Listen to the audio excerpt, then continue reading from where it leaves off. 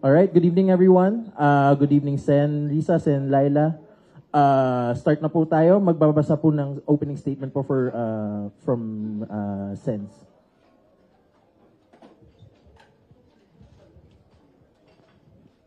First of all, magandang gabi po sa inyong lahat. Nice to see everyone. Nice pala.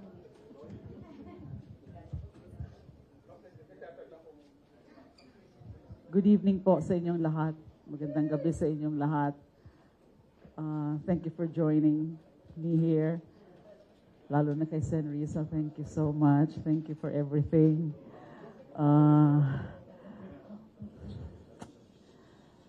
Free at last. At last.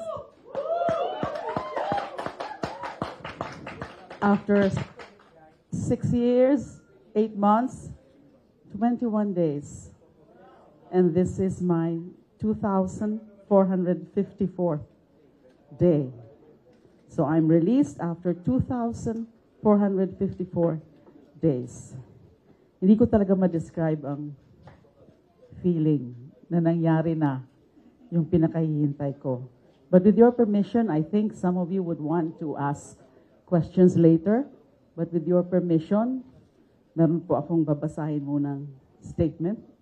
Can I do that?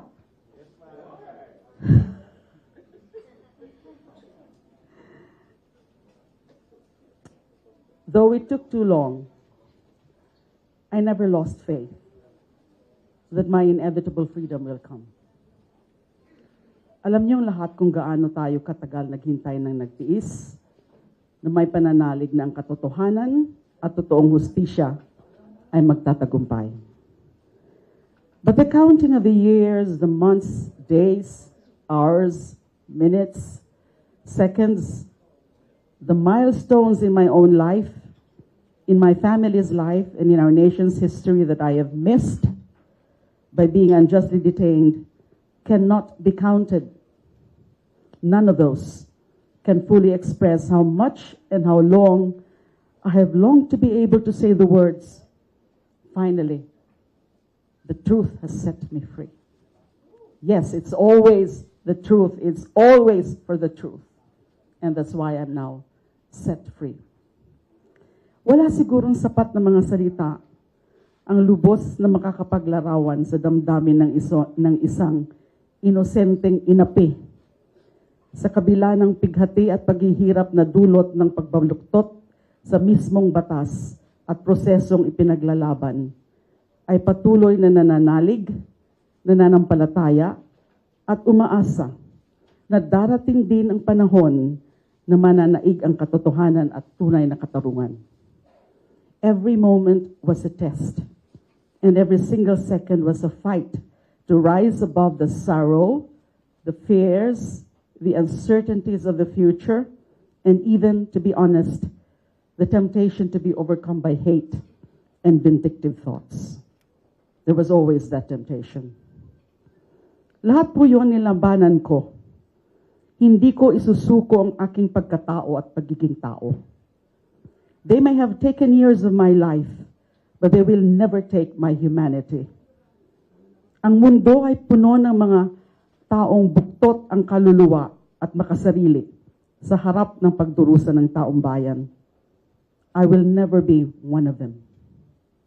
Every second, every minute, every hour, every day, every month, and every year of the last 2,454 days was a struggle. But the one thing I can honestly say is that I never allowed myself to even entertain any regret. No regrets. Yes, I wish things turned out differently, but these are things that were beyond my control. But for the things that were, what I did, how I reacted, and my reasons for fighting for those who were victimized and cannot speak for themselves, I have no regret. As I appear before you today, 6 years, 8 months, 21 days, after I peaceably surrendered myself to the authorities, it is one of my greatest achievements in my career and in my life to say that not only did I survive All these years of persecution and unjust detention, I came out stronger than ever, with an even stronger commitment to truth, justice, human rights, democracy, and the rule of law. These are not just words to me. These have been my lifeline. These have been my life before, during, and after my unjust detention started. Kayo po ang aking pinaglaban. Kaya maraming salamat dahil ako rin ay inyong ipinaglaban. Maraming salamat po sa mga panalangin niyo at sa walang kapagurang pananalig niyo sa katotohanan. Diyos mabalos, mabuhay ang sambayan ng Pilipino at ang Pilipinas. Thank you, Sen. Lisa.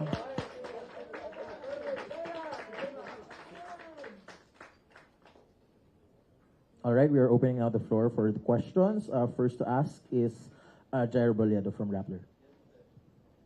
Good evening po, ma'am. First Good po, evening. congratulations po sa legal victory niyo po na ito. Ang question ko po, ma'am, nabanggit niyo po sa statement niyo, yung mga persecutors niyo po, you will never be like them.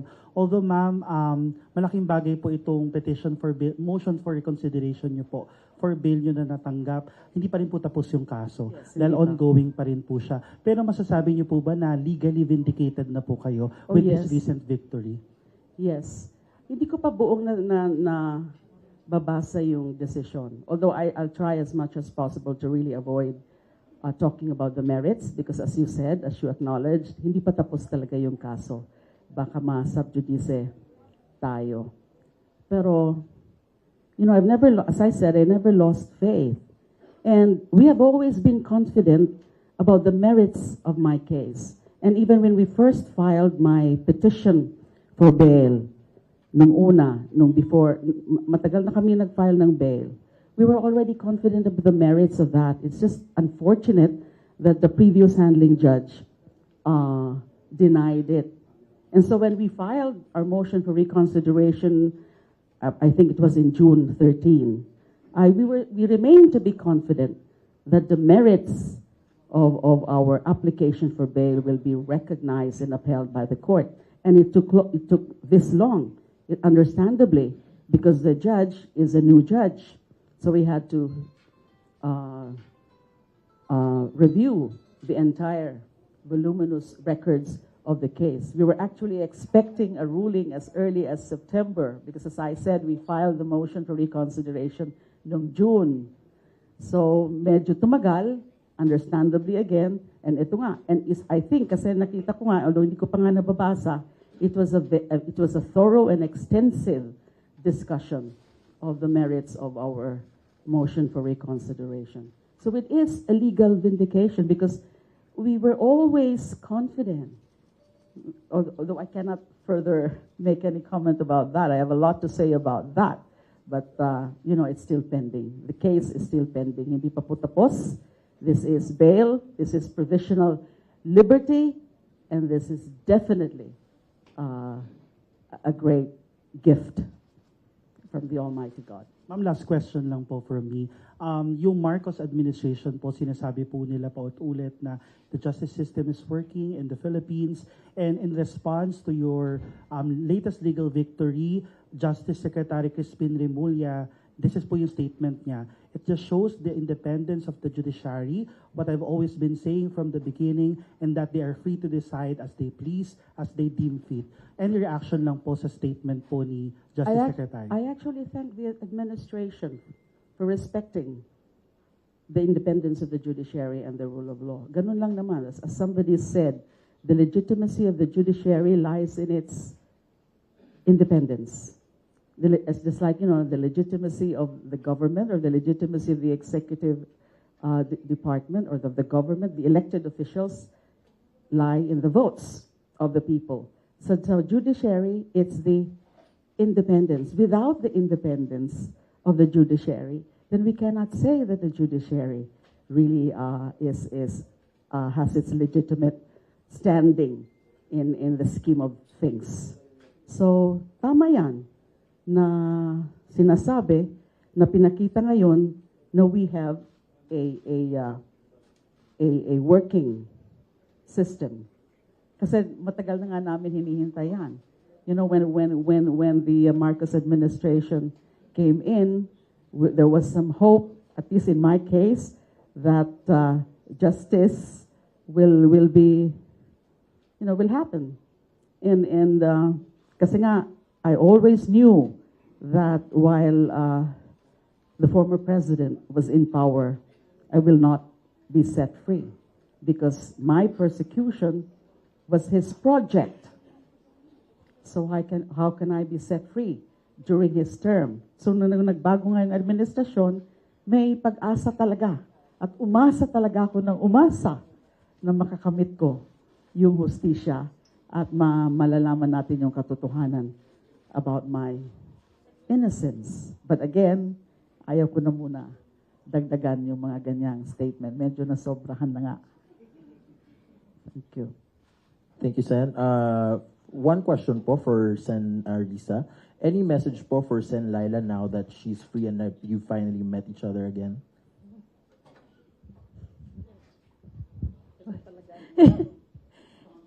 Well, you did it, Leila. Konti na lang, konting-konti na lang. And napakalaking vindication ito sa buong opposition. Itong vindication sa'yo. Kasi sa lahat natin, ikaw talaga yung sumalubong sa pinakamatinding dagok galing sa dating presidente. Ikaw talaga yung sinirang puri niya, sinubukang gawin. Ikaw talaga yung wineponize na yung buong legal system para lang parusahan ka kasi ikaw yung unang nag-imbestiga sa kanya. You continue to speak truth to power. At kahit sinubukan niyang tambakan ka ng ng mga, ako na magsasabi ng pekeng kaso, hindi naman ikaw nagsasabi. Na-survive mo lahat yan. Na-survive mo yung stroke. Na-survive mo yung hostage taking. Hindi ka tumigil magsalita sa mga issue. Libo na siguro yung mga handwritten letters mo from Crame. And here you are. Here you are. So itong pagpapayag sa wakas na makapost ka ng bail at yung napipinto mong ganap na paglaya. Parang sumilip na ulit yung sikat ng araw. At alam natin, kahit napakatagal ng naging gabi mo, napakatagal ng gabi ng maraming kababayan natin. Once sumikat yan, dahil sa mga ginawa mo, hindi mapipigilan kumalat yan. So we're all so happy to have you with us and we all love you very much.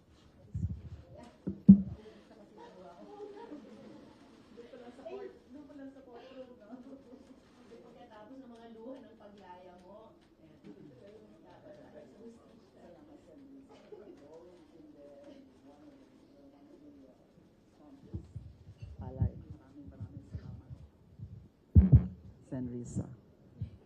Lagi ka rin nandyan.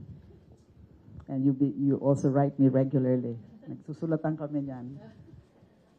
Thank you, Sen Risa. Thank you, Sen Leila. Our next to ask a question is Andrew Alimario from CNN Philippines.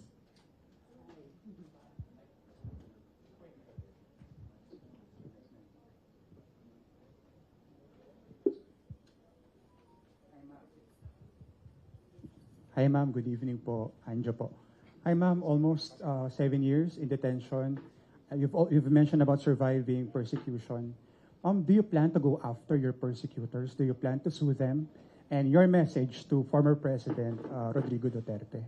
First, yung message ko kay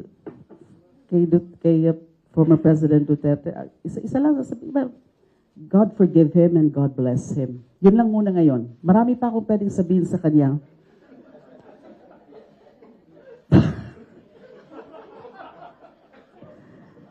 Pero wag muna. I don't want to be so, I don't want to be political sounding tonight because this is a moment of joy. This is, a triumphant moment for me. So I, as much as possible, I want to be gracious. And so yun na lang muna. God forgive him and God bless him. He knows what he did to me, I suppose.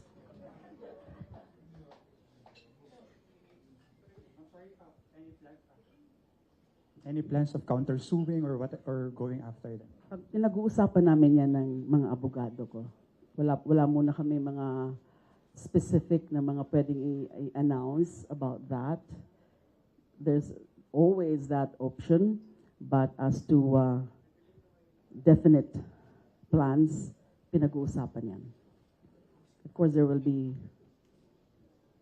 I need to do something also. A lot of things to do. Hindi po madali, napakahirap, masakit talaga kung ipakulong ka na wala kang kasalanan. And it's a matter of justice that those that need to be held accountable should be held accountable.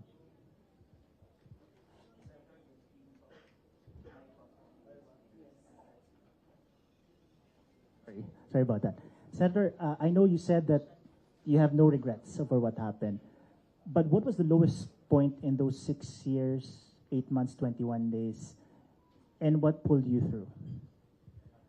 Well, isa sa mga, of course, sa personal life, sa family life, kasi may mga milestones sa family na mga na-miss ko.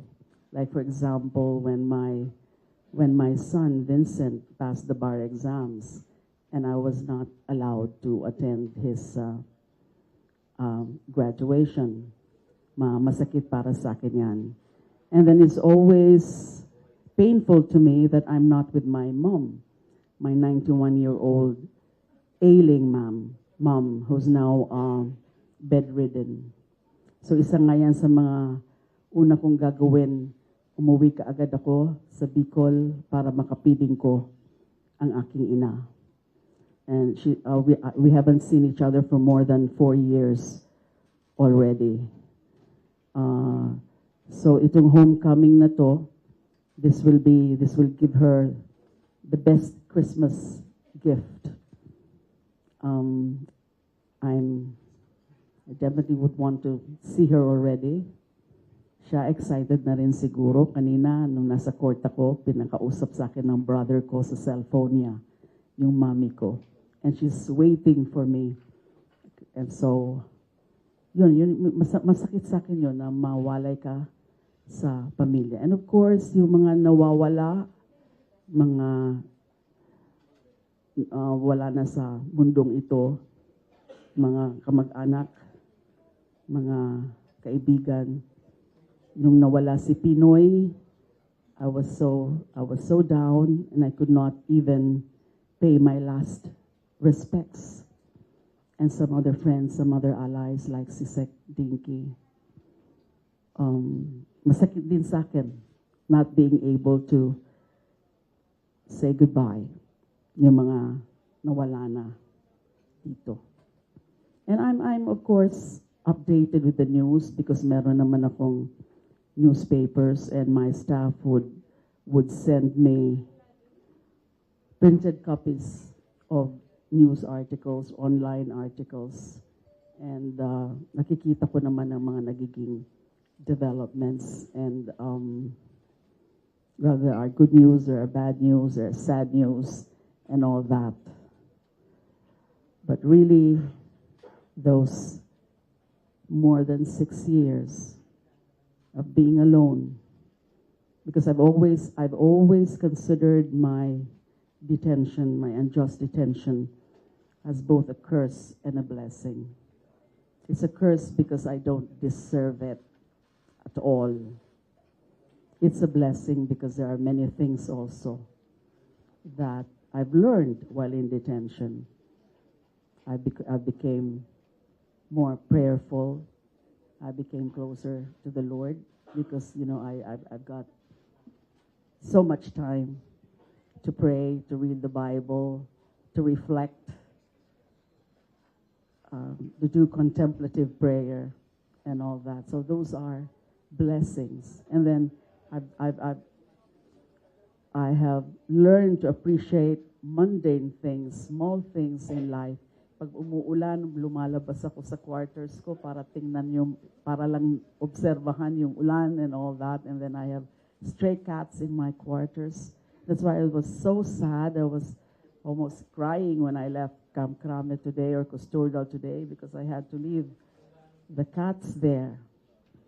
They've been my companions. They kept my sanity intact.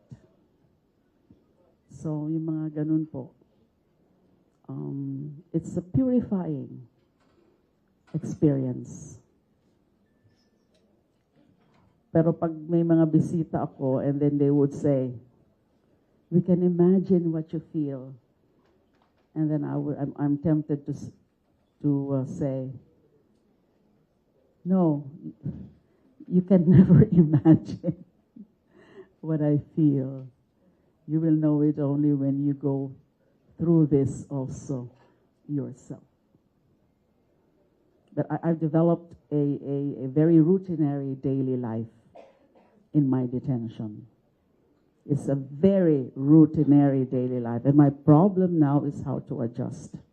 Kasi magiging iba na ang aking routine from now on. Thank you so much. Thank you, Sen. Leila. Any more questions? Si Mara from Straits Times. Hi, Sen. Leila. Mara Cepeda po from the Straits Times. Ma'am, you've always been a very vocal figure in the Philippine opposition. What do you think, ma'am, are the implications of your release today for the Philippine opposition now? Your presence into the open world, I'm sure, do you think it would it help invigorate the opposition forces, especially now that, you know, kakaunti lang po sila ngayon sa Kongreso? What's your message po for the opposition figures and the opposition, people in the opposition movement who are, of course, very happy that you're released? First of all, my fight for my advocacies will continue. And my advocacies are really shared by the opposition. Fight for the truth, fight for justice, fight for rule of law, fight for democracy, fight for sovereignty. And definitely I'll be working side by side with the opposition. I remain to be an opposition. And I'm with the opposition because we share the very same advocacies, ideals, and visions for this country. And hindi naman natapos yung pakikilaban ko sa mga advocacies ko habang nakakulong ako. I never stopped. And now that I'm free, I'm even going to work harder for those advocacies. Ma'am, if there's one thing that you want the international community to remember about your legal victory today, what would it be po? Well, it is a vindication of my innocence. And I thank the international community for closely monitoring my case. They've been there, and it helps a lot. It means a lot to me that the international community, almost from day one, has been monitoring the progress of my case. And many of them, many personalities, foreign dignitaries, and also foreign organizations have been releasing statements calling for my release. And this is vindication. And I will further work for complete vindication because hindi pa nga tapos itong kaso na to. I want people to know the truth of my innocence. I want the people to know how it happened. I want the people to know who are behind it. So in due time, because that's vindication. Kasi maraming napaniwala noon. So this is my opportunity because, you know, they destroyed my life. And that's why I'm going to rebuild my life now. They destroyed or ruined my name, my reputation. Now that I'm free, I'm going to work hard to redeem my name.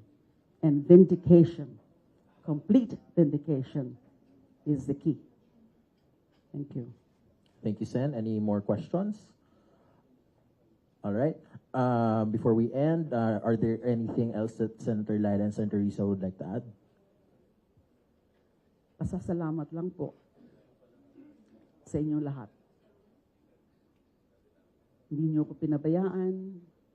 Kayo, my friends, my allies, my supporters, my sympathizers, for believing in me all this time, for your continued faith in me. Maraming salamat. Thank you so much.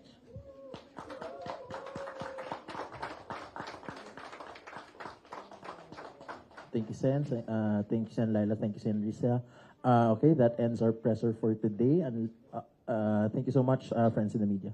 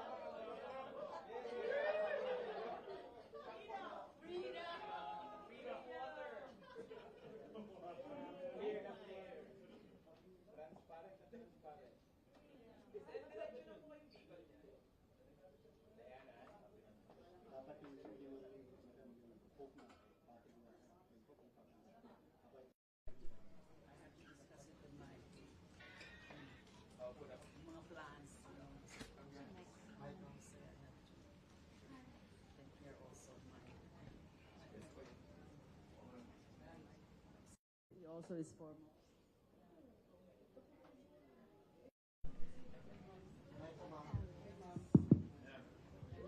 You were asking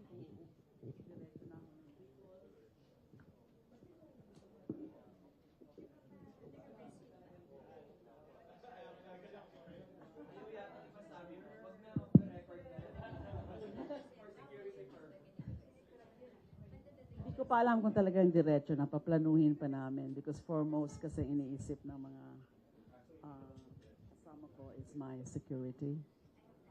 So we have to be doubly careful. Okay po, kung wala na pong questions, last photos na lang po and then we can wrap up.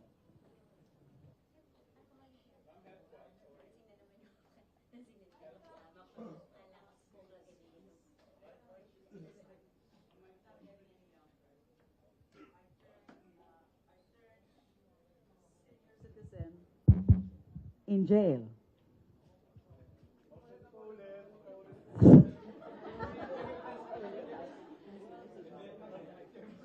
He's asking about my health. I said, I have health issues because I'm no longer young. In fact, I turned senior citizen or dual citizen in jail already because I was arrested when I was 57. And now I'm 64. So I nag-birthday ako ng pagka-senior citizen ko nasa And I kept praying really that this Christmas won't be inside jail, that the celebration of Christmas. Grabe talaga yung dasal namin because as I told you, we were expecting the resolution on the MR as early as September. So last month, so every time nga nag-hearing yung sa court ay umaasa kami na ilalabas na ni judge yung ruling niya. And this today kasi is the last day, last hearing for the year. Ang next setting kasi is January na. So we were really expecting na ngayon na ilalabas because of that. Na, as I said, September pa lang umaasa na kami na lalabas na yung ruling. And we have always been confident that I will be granted bail because we believe and we are sure of the merits of our cause. Okay. Ito talaga, hindi ito nawawala.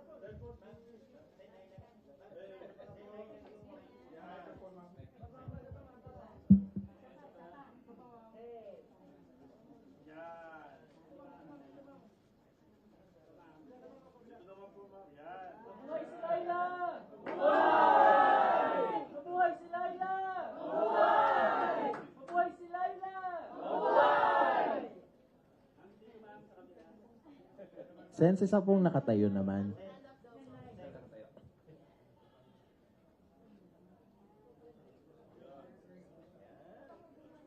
Buhay si Leila! Buhay si Leila! Buhay si Leila! Buhay!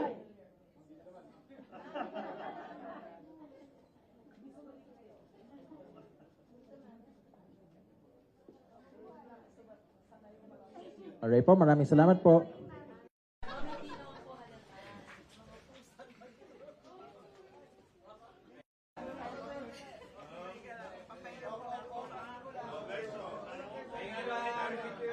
Quality private time with my family and spending with my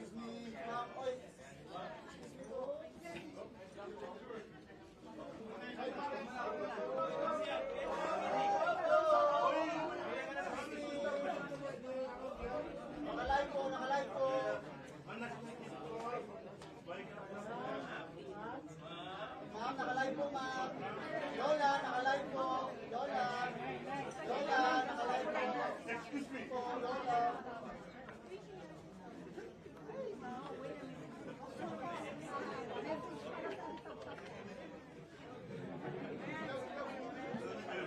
Ilaw, Lola, nakalive po. Nakalive po. Lola. Nakalive po, Lola. Nakalive po, Lola. Mami, nakalive po.